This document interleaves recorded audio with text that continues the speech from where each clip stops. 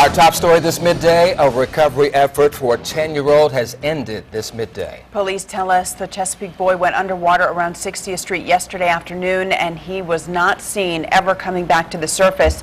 10 Your Side Stephanie Harris is live in Virginia Beach. And Stephanie, what can you tell us so far about the status of the search for his body and how his family's doing today? Well, you guys, his body was found just after midnight, about 10 blocks down on 70th Street by a police officer who was patrolling. I'm out here right now at the hotel where the family was keeping vigil all night long. About 30 to 50 of them gathered here at a hotel on 56th Street.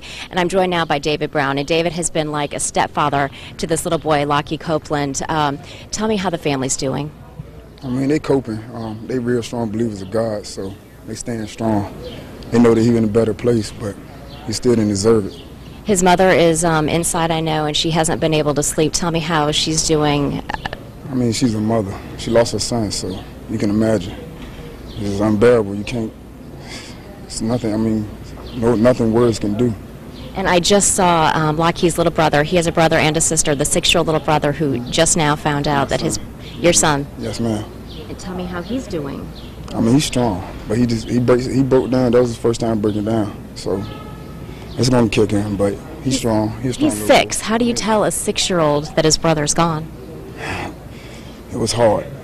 It was hard, but I had to do it. I just told me you're in a better place now.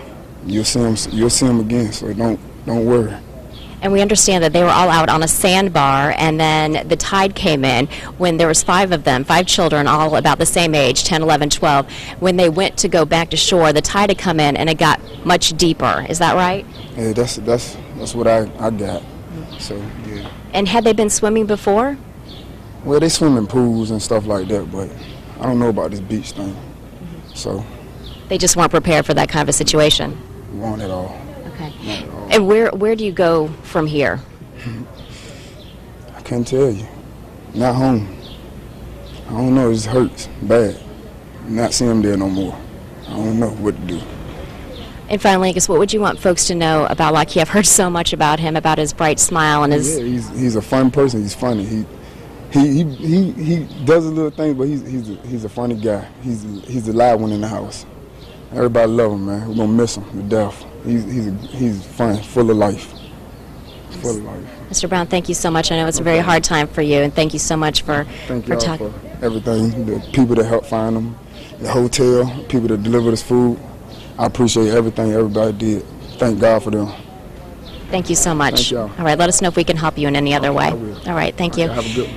Well, I also understand from talking to EMS crews out here that there were some lifeguards who just happened to be on the beach at the time, and they were off duty, but they ran into the water to try to help yesterday, and understand that this could have been an even bigger tragedy because, as I mentioned, there were 5 of those children out there at once. The rest of them made it off safely. One of them was in the hospital overnight because that child had ingested so much water. 2 others went to the hospital this morning to be checked out because they were coughing a lot, feeling nauseous and headachy. But I understand from Mr. Brown and other family members that, thank goodness, they are doing okay tonight. We're going to have much more on this story coming up for you tonight on Wavy News 10 beginning at 5. Back to you. And Mr. Brown also giving some powerful reminders to anyone about how quickly conditions can change. Unlike a pool at the ocean, conditions are changing minute by minute because of the tides and the surf. So hopefully everybody will think very careful about their safety. Thanks, Stephanie.